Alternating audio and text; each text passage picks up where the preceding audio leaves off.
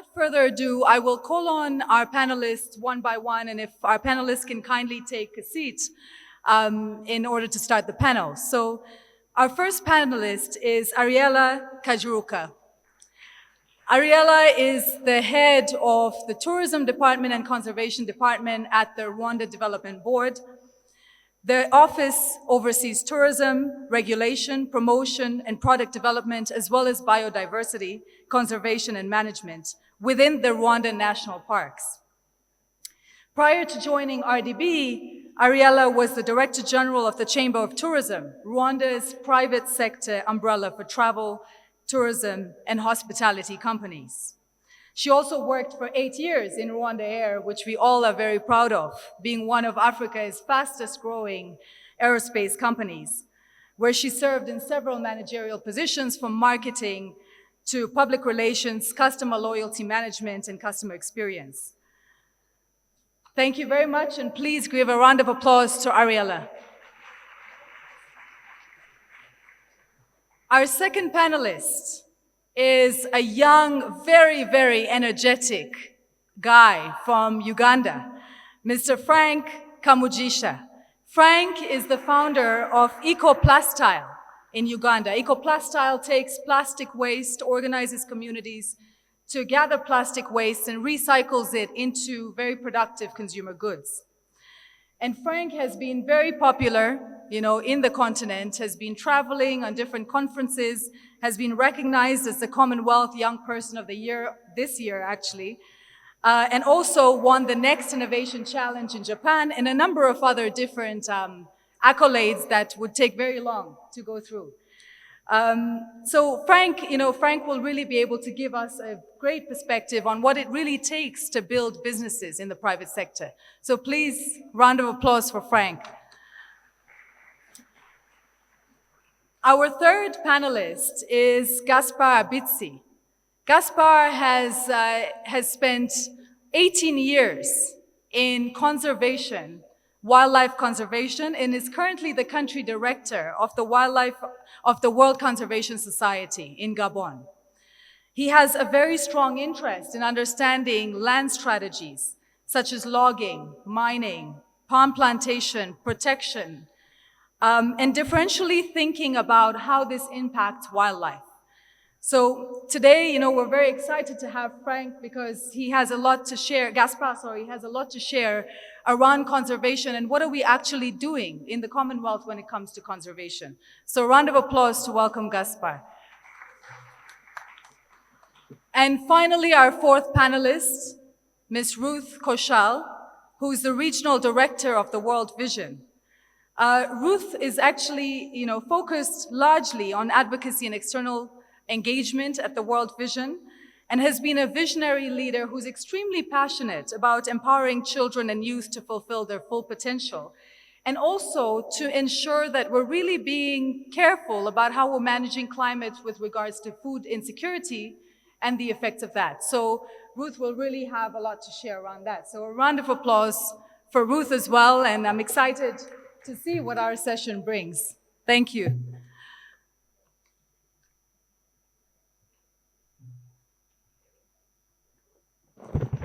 Perfect. Can you hear me clearly? Okay, great. So we're going to start with a very, very big question, which keeps coming up when it comes to sustainability.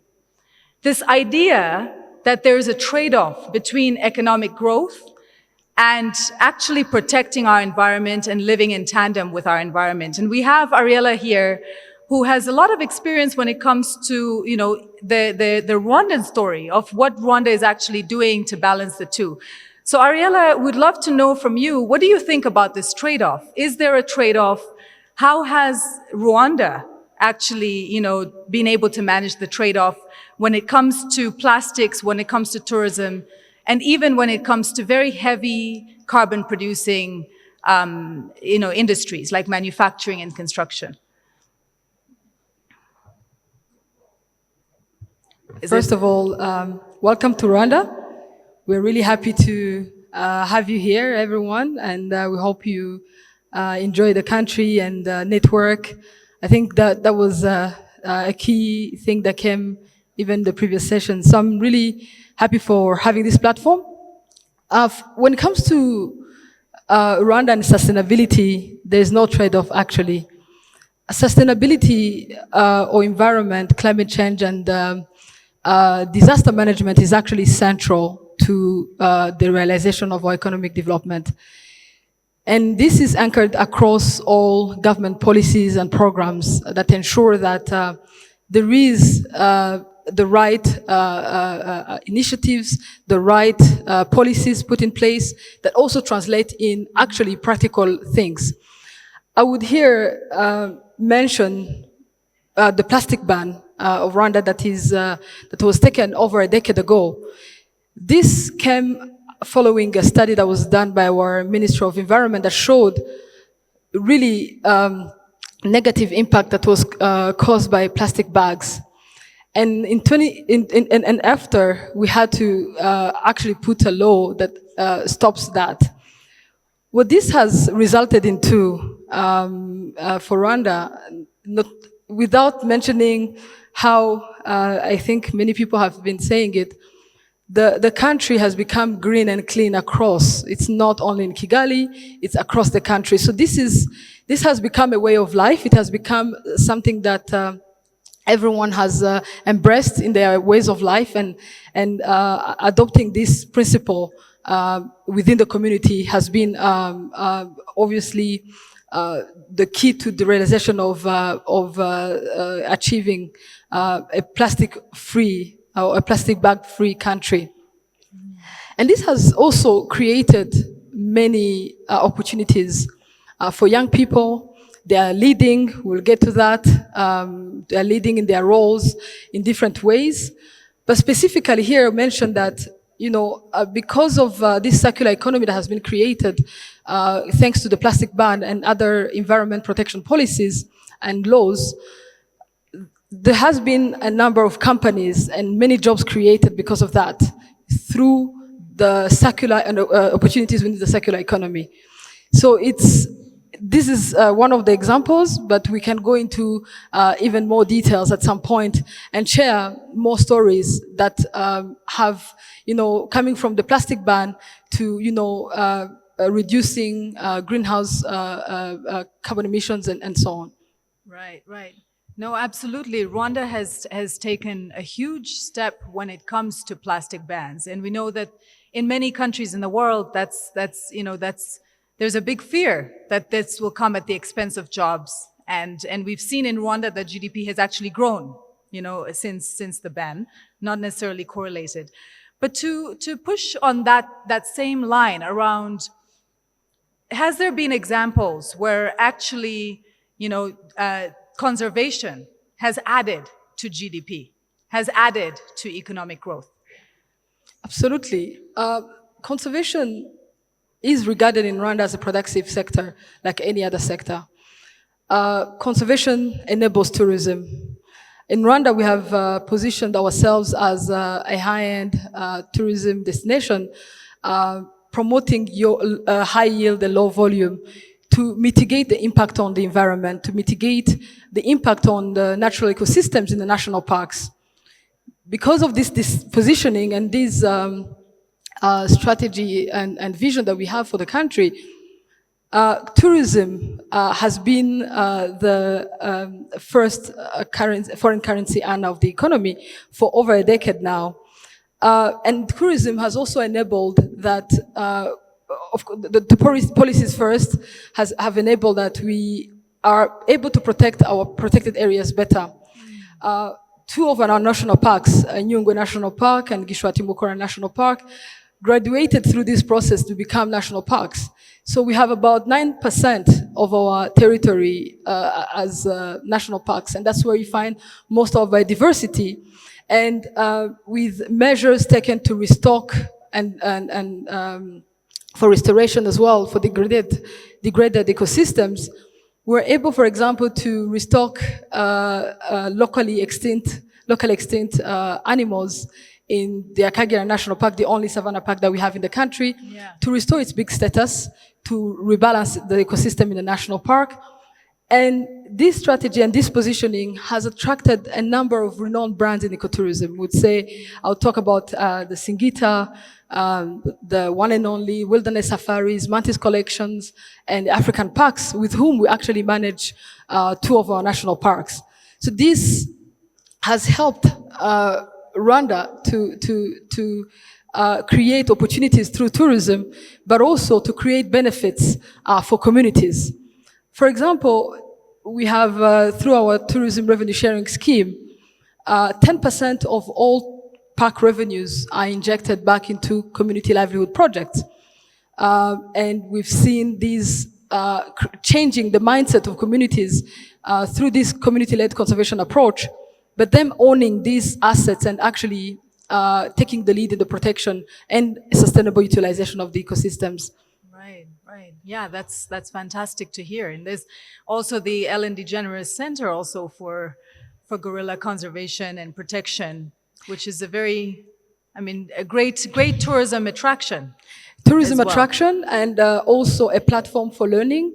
As the center, like you rightly say, the campus provides better infrastructure, better technology, and better facilities for the students to learn as they, to practice as they learn, and also to be near where they actually will be able to, visit and do practical sessions within the Volcanoes National Park, for example, which is home to the mountain gorillas in Rwanda, which is also another interesting conservation story. Yeah, that's fantastic. All right, let's go to you, Frank. So tell us a bit about, we heard from Ariella about plastics and about the government perspective on plastics and the policy around banning single use. But you went ahead and you decided you're going to start a company on this big problem in Uganda. So tell us a bit about the company and a bit about, what is there money to be made for the private sector in actually recycling and to, recycling plastics? It's a very incredible question. I think there's quite a lot of money into the whole circular economy, and to be so specific in plastic waste. For example, at what we do in Uganda, we run a startup called EcoPlastile. And what we do is that we work with a network of youth and women whom we contract to collect plastic, and we pay them per kilogram of plastic they collect. And according to statistics, we increase their income from $2 to $7 per day, which is a more dignified job for, the normal person in the village. And once we get these plastics, we recycle them into sustainable roofing materials that we sell to the construction sector. We have the first ever circular roofing tile in my country, and we are currently operational in Uganda as well as in Kenya. There's a lot of money and a lot of potential in waste management.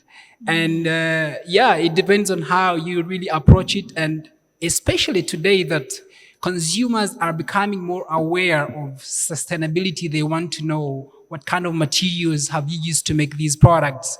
What kind of, how are you paying the people you're working with to make these products? And what is the life value of these products? So there's a lot of opportunity, especially that the issue of sustainability is becoming more visible to even consumers. Right. So, okay, so there is potential. Yep. There is money to be made. Exactly. Going back to the government perspective, do you think the government, in your context, in the markets that you operate in, do you feel like the governments are doing enough to support entrepreneurs like yourselves that are working in waste management and plastics waste management? Well, And what would you, let's go to action orientation. What would you recommend? What would you recommend? Exactly. Yeah, I think that's a very difficult question, but I will speak from the, private sector perspective and as a young person who is doing an innovation into the circular economy. I think the governments are doing what they can as of today to make sure that they put platforms to enable innovations like ours to thrive. But I would really want to recommend that there is still a huge gap. If we are to really achieve sustainability, we cannot achieve sustainability without supporting SMEs. we need to make sure that we put in place sustainable finance. We need to unlock green finance. And when I talk about sustainable financing, I'm not meaning grants. I am looking at seed financing. We need to look at supporting innovations by giving them seed finance to be able to scale the innovations they are doing. And that's what sustainability calls for. Yeah, Yeah. absolutely, absolutely. So green finance is where you think the big gap is. Yeah, Do you struggle to get finance for ecoplastics? exactly. We struggle to get the financing for EcoPlastile. I mean, we've been lucky as a company to, leverage foreign, support from foundations like the Commonwealth and the United Nations Development Program and other partners. But I think from the investor perspective, because you realize that the sector is capital intensive, so it's very difficult to raise VC funding. So that's why I think unlocking green finance from governments and development partners is very critical to support these SMEs if we are to be able to scale the local innovations we are doing in our countries and be able to even create a much bigger impact. Right, Yeah. right. Okay. No, absolutely. Very important. All right, Gaspar. I think we've heard about the plastic waste management side of things. We've heard about the benefits of actually, getting into certain sectors for tourism and for economic growth. You have significant experience when it comes to conservation. And we had the post-2020 framework of biodiversity, which assessed a number of countries globally and pointed out certain gaps when it comes to conservation of specific areas. And Gabon had some very interesting success stories to share on that front. So I'd love if you can share with the audience what this framework is, and especially for an audience that might not understand really how conservation is really measured. Okay, thank you. Good evening, everybody. It's my pleasure to be part of this panel and also to test my English because as maybe you may know, maybe my country hopefully next week will be part of the Commonwealth. So I'm just coming here as a precursor and also I'm testing my English. So just thank you.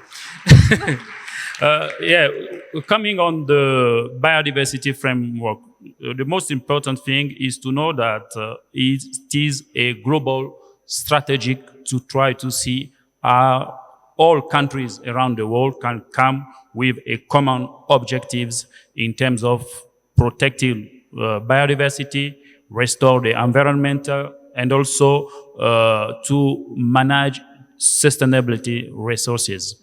And actually, under that new framework, which is being negotiated right now under the United Nations Convention on Biodiversity, and there are 21 action oriented. And this new framework is also based on the past action plans, which was between 2011 and 2020, with some key targets. And one of the important targets on that past one was, for example, to protect marine ecosystem and also terrestrial ecosystem. For example, under the what we call IKE target, this is the former plans, country was supposed to protect in marine side 10% of their economic exclusive zones and around 17% of their terrestrial area. For Gabon, for example, actually, in terms of marine zone, we have created 20 marine protected parks, which is represent around 26% of the EE zone. And in the terrestrial part of the country, if you take all different categories of protected area, we almost have around 23% of the territories were already under protections. So that is a very key achievement. And to obtain that kind of result, there is some important factor. The first one, we need to have a very strong leadership on the top of the country. At the minister and the president level, those leaders need to be committed on that action. And then the second thing, very important also, is to transform this political will to concrete action on the field.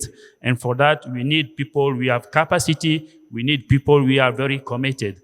And as I say, for Gabon right now, in terms of created protected area, we have a quite interesting achievement. But now, under the new framework, countries is supposed to be committed on what we call 30-30. So 30% of the marine area under protection and 30% of terrestrial. And when I talk about Gabon, I can say that we can achieve that target. And another aspect is the way the country can engage on climate change.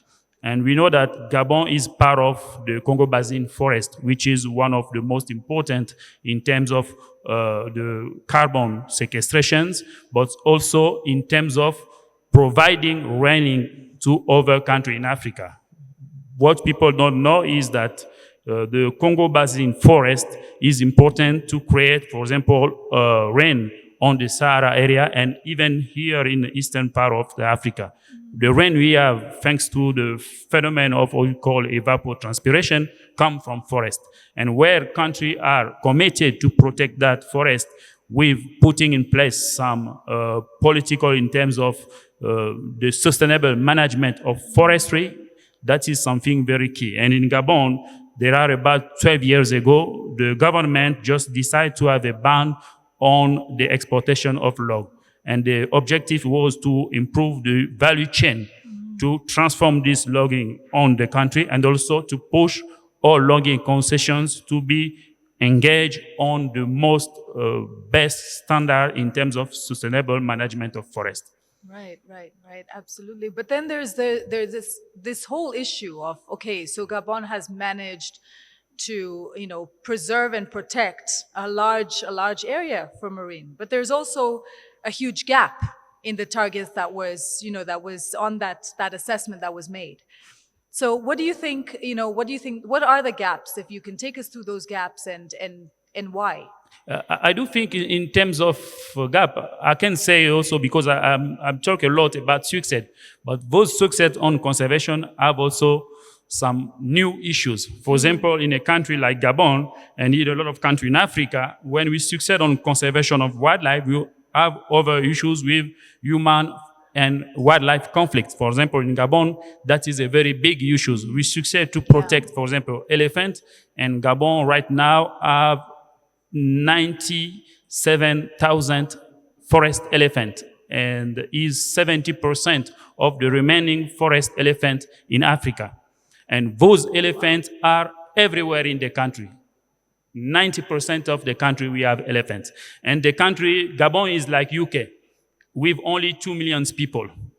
And the rural household represent around 300,000 people. So just to say that each rural household in Gabon coexists with 2 elephants. So that is another issue, because we can succeed on conservation, but at the same time, we can have also other problems. And in terms of gap, we know that on this kind of strategy, there is a lot of commitment to try to mitigate and to support the country we are invest on conservation. And that commitment is in terms of finance.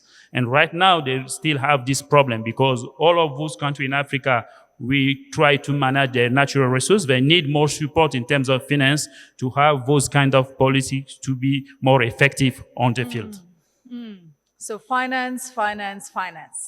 Green finance. Yeah, sure. Okay. And also, because we are talking about youth, there is an interesting story in Gabon between conservation and youth. There are about 15 years ago, we started a program on sea turtles, to monitor sea turtles. And that program was based, until now, is based on local NGOs. And under that local NGOs, the majority of the field assistants are youth. And that program helped Gabon to show that Gabon is one of the key places for the sea turtles. There is one specific species called leatherback turtles. And in Gabon, there are around 100% of those sea turtles population, and is representing 100,000 individuals we come to nesting in Gabon.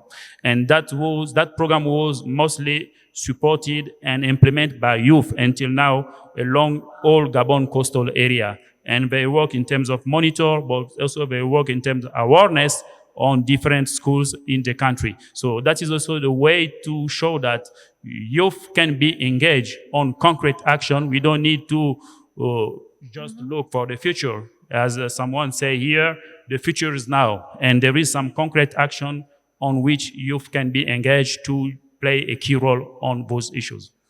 Thank you so much for sharing that. You're But you welcome. jumped the gun on that one. I was going to get to the question. No problem. You're welcome. No, that's a beautiful story. Sure. And the role of youth, and we want to come back actually to the other panelists. But before that, very quickly, Ruth, I think, you know, we can't end the session, or we can't have this session without talking about food insecurity. And the fact that, you know, climate is severely affecting how much food we have to eat, and we have so many people on the brink of starvation as we speak now. So tell us a bit about that link between the climate and food insecurity, and what's being done about that. Thank you very much. I also appreciate the other panelists and their interventions. What I'd like to share is that one of the unfortunate aftershocks of climate change is food insecurity. And this could be caused because of drought, floods, and other hazards. Now, specifically, when we look at, for example, Eastern Africa, there are over 31 million people who are food insecure currently. And that is broader, not just East Africa, but Eastern Africa. In addition, we have the Horn of Africa. And specifically when we look at Kenya, Somalia, as well as that particular region, we have so many people who are food insecure. And we have a number between 12 to 13. Now, what is the issue around this? When we also look at the children, there's a lot of malnutrition. And we have some figures which are very unfortunate. We have the figure of 5.7 million children in the Horn of Africa that are food insecure. This has led several organizations, including World Vision, to have a global hunger response. And the global hunger response currently covers 24 countries, of which 15 are in Africa. But in addition to that, we cannot look at climate change in isolation. There's a lot of discourse around looking at the threats of climate change linked to COVID-19, as well as thinking around the other Cs. So recently there was the AU Humanitarian Summit, and during the AU Humanitarian Summit in Malabo, we were actually talking about the 4 Cs of food insecurity related to climate change. And as I just mentioned right now, this includes COVID-19, climate change, conflict, and another one which is the cost of food. I mean, we have had several examples from children and youth. And one policy brief that World Vision developed in collaboration with other civil society organizations, we had a specific story where a young girl told us, you know, before we would go to the market with maybe the equivalent of $1. And that $1 would enable us to buy fish, rice, bread, and so many things. But now when we go to the market, that $1, we cannot even buy fish. So climate change and food insecurity are interlinked. And also we need to think about how do humanitarian workers, humanitarian agencies collaborate very closely with the government, with the youth, and also looking how we can address working together with donors and other development partners. This triple threat has become now the 4 Cs and enables us to work together. And I know we're going to also be talking about the role of youth, so I'm not going to preempt that question. But maybe you can tell us a bit about, okay, we see this huge impact. We see this huge impact on the cost of food, and we all feel it right now with the cost of food. So what's the solution?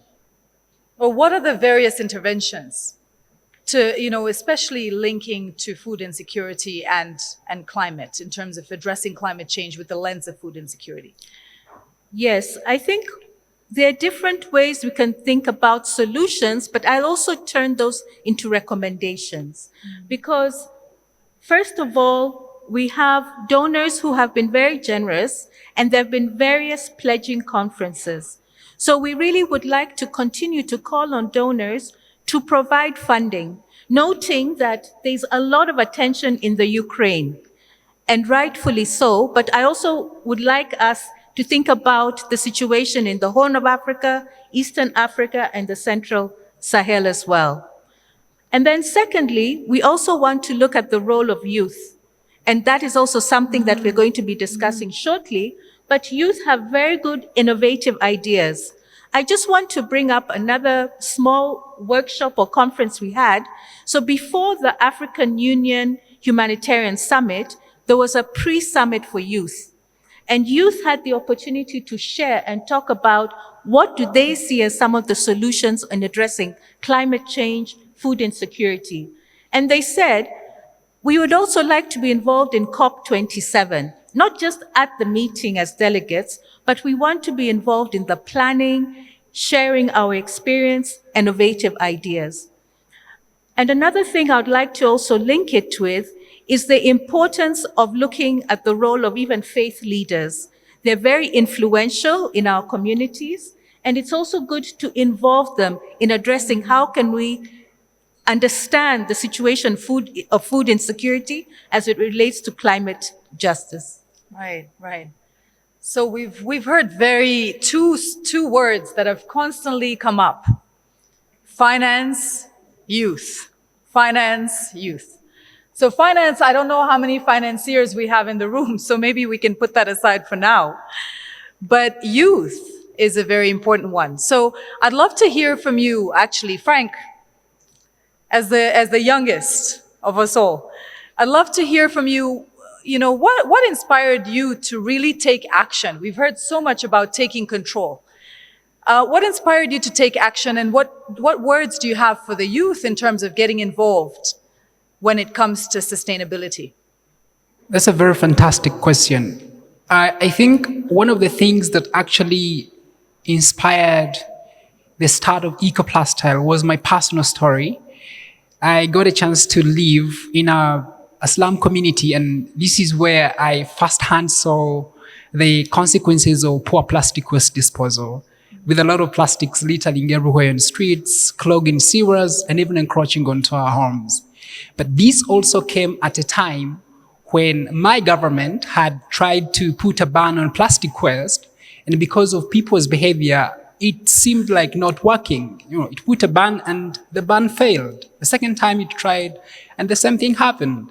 And so I was like, no, this could be a big opportunity for the private sector, and especially for young people like me. And so we started to, collect plastic. And at first we were just collecting plastic and selling these plastics to other companies. But later on, also on the way, I discovered that actually selling plastic to other companies was not actually, solving a bigger problem. So we thought of how can we add value to this plastic waste ourselves. And so we started recycling and making roofing tiles. And since 2019, we've been able to, create more than 180 green jobs, especially for youth and women across the plastic value chain. And this has enabled us to empower more than 1,500 people whom we empower indirectly. And these are mothers who pick waste everywhere in the community and selling to our different agents. So I think as young people, especially youth in the Commonwealth countries, there's a huge potential to do. For example, I know of a company in Nigeria, it's called Social Care. So what Social Care does is that they offer health care to women, youth and women, in exchange for plastic waste. So plastic waste is becoming an exchange, a mode of exchange to access some of the, services that, some of the vulnerable people couldn't afford to get. So you realize that there's a lot of opportunities, and more so with the introduction of digitalization. I think there's immense opportunities when you look at solving issues of climate change, sustainability, using technology. So there's a lot that we can do with solving the problems of climate change, sustainability, especially leveraging technology. Right. Yeah. Right. Absolutely. Yes. Leveraging technology and taking things into your own hands and trying entrepreneurial solutions. Exactly. And having the courage to take a risk. Exactly. Of course, Right. you really must be, ready to take a risk. Like, for example, my story, I used to, before I started the company, I was working with a university. I was a director of estates in a university at a very young age. So I took a risk to, quit my job at the age of 26. It sounded a little bit crazy because I didn't know what I was going to do, but I really left my job and went to, pursue a career in, waste scavenging for plastic waste. So you must be really ready to take a risk. And yeah, they will talk a lot, but, you have to follow your passion and go for something that you feel is going to contribute, to making this world a better place for humanity and the planet. Right. Yeah. Right. So take a risk. Ariella, on your side, when it comes to young people, and we've heard actually from Honorable Minister the importance of young people influencing policy. What are your thoughts? How can young people really participate, especially when it comes to developing policies that, need to balance between economic growth and actual environmental protection? I really like the fact, or something that was said earlier before we joined the stage. The future is now.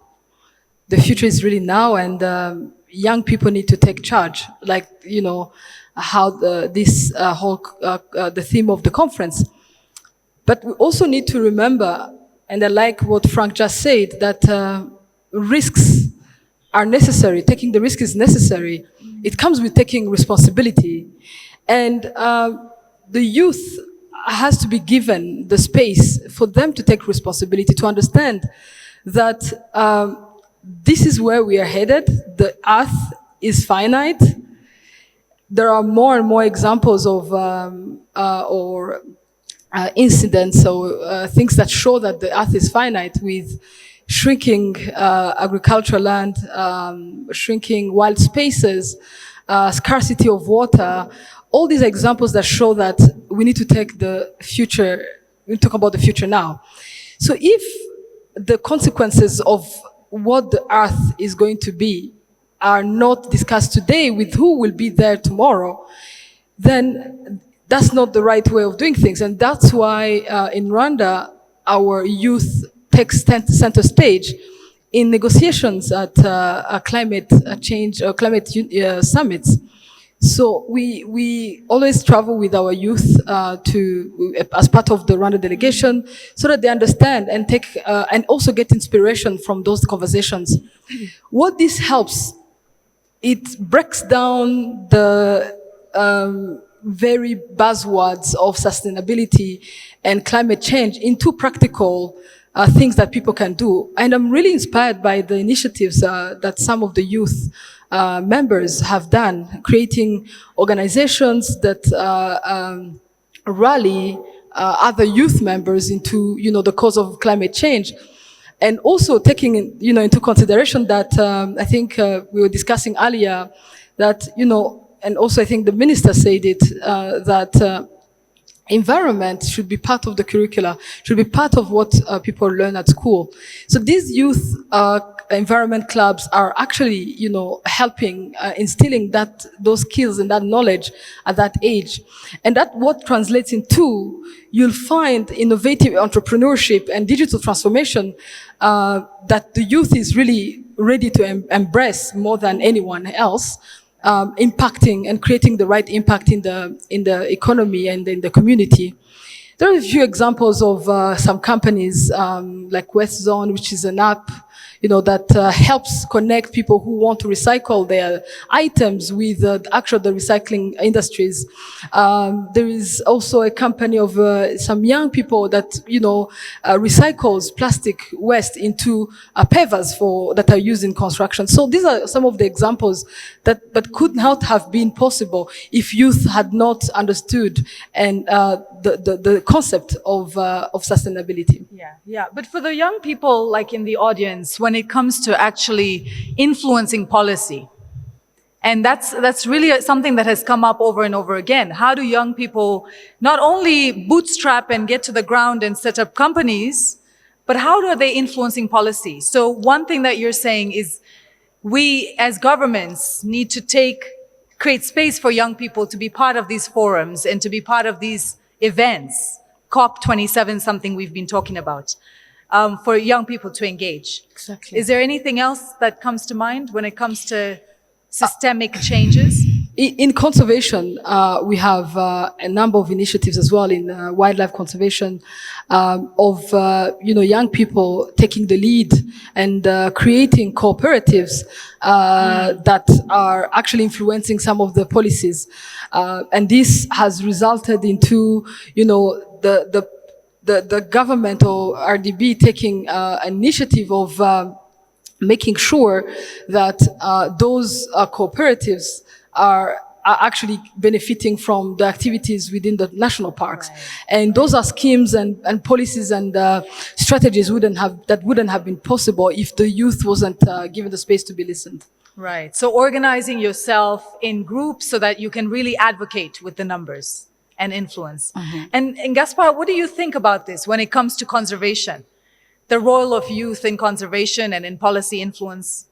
I do think there is a different kind of approach. For example, as we said, acting on the field is something very important. I can, for example, see example in Gabon with bushmeat.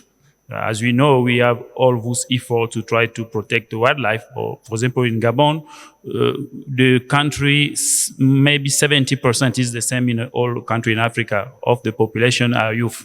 And now we can see the change on the way they eat.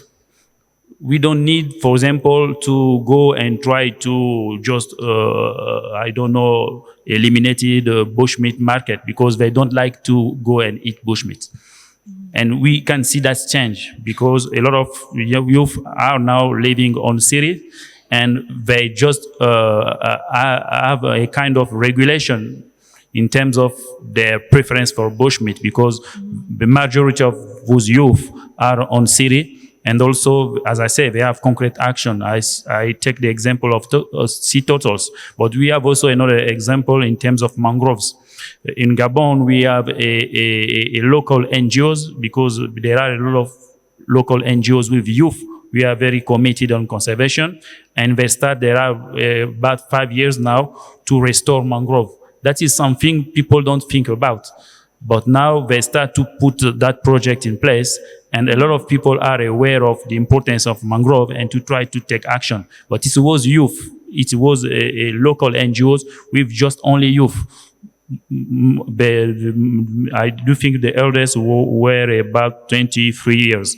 But at the moment, they still are on the field. So, and Gabon is working to try to put in place a specific regulation on mangroves.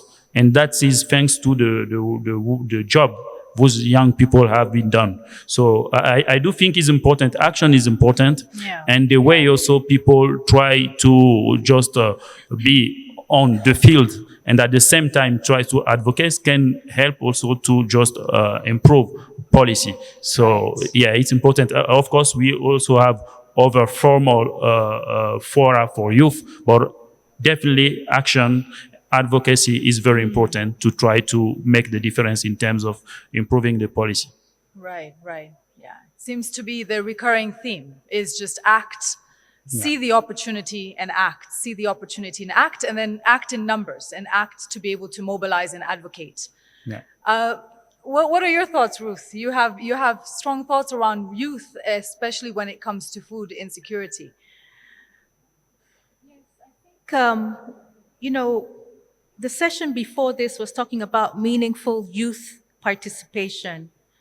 And I just want to respond with a small story and a narrative, because World Vision has a project that is funded by the European Union, and it's a collaboration between youth in Ireland and youth in Tanzania, and it's called Sauti Youth.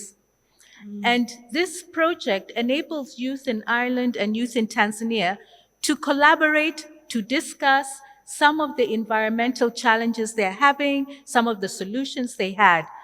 And initially I thought this was very interesting because in Tanzania we speak Swahili. You know, in Ireland they speak English, but their accent is a bit different from what we're used to. So the youth came together and they were very good in this project talking about the need to look at water and hygiene. And I hadn't thought about that. And they said, take, for example, a young woman in Tanzania. She's responsible for collecting water. Now, with climate change, initially the river or the stream was closer. Over time, she has to walk further and further away. What does that mean?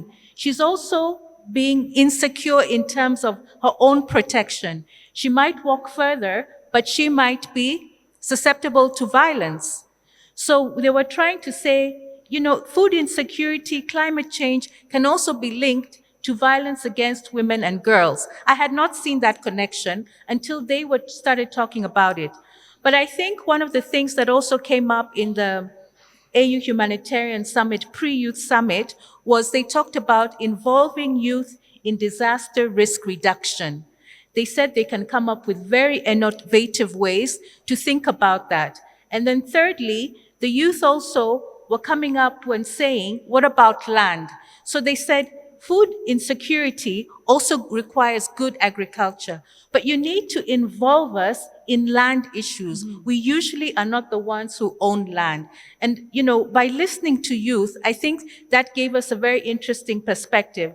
But I just want to finally say that this always comes about through collaboration with the government as the lead, with development partners and donors providing the financing, and civil society organizations being able to work with the most vulnerable women, youth, and children. Right, right. Thank you very, very much for that. This was, you know, so fascinating to hear the story of sustainability from so many different angles. And each of you have very different angles when you look at sustainability, almost to the point where, you know, it was hard to think through, okay, how are we weaving in this conversation? And because sustainability, that word, you know, is taken so differently by so many different people. So as a quick, and I'm just looking at the time, it would be so great to have been able to take questions. But because of the time, we'll wrap up. One quick line on what is sustainability to you? And what is that sustainable world that you imagine when you think about sustainability? And maybe we can start, Ariella.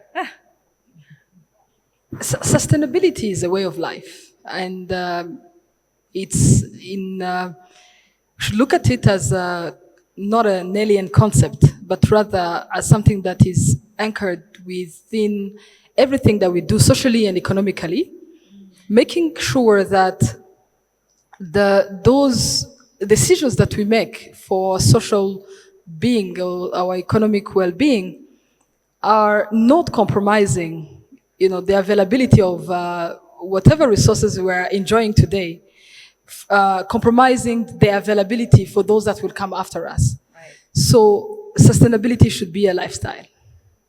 Sustainability should be a lifestyle. Frank. Great. I think, to me, from the private sector perspective, sustainability is the new gold. Companies that will be able to work around the triple bottom line of environmental, economical, and social perspective of the operations will become the most preferred companies in the world. Sustainability is the new gold. Sustainability is the new gold. Yep. And you are making money out of it, so. Exactly, absolutely, yes. Caspar. Yeah, you see, the environment is a complex and dynamic system with a lot of emerging problems and issues. We are talking about the COVID-19. So for me, sustainability might be viewed not like a fixed destination, but like a journey. And to deal with that, you need to ensure that all stakeholders at all levels can come with their imagination and their solutions. And now we are talking about youth, and in general, youth have a lot of ideas, they have dreams, and sometimes solutions come from them. Absolutely. Absolutely. Ruth, you finish us off.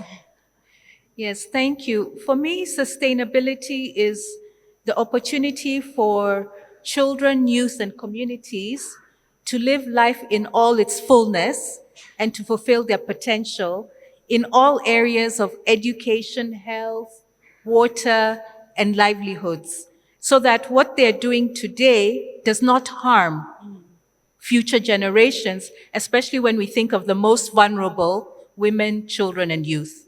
That's beautiful. To live life in all its fullness. And with that, thank you very much, everyone, for being here. And thank you to our panelists, Ruth, Gaspar, Frank, Ariella. It's been a pleasure to host this. And please, let's continue living life in all its fullness. Thank you. Thank you.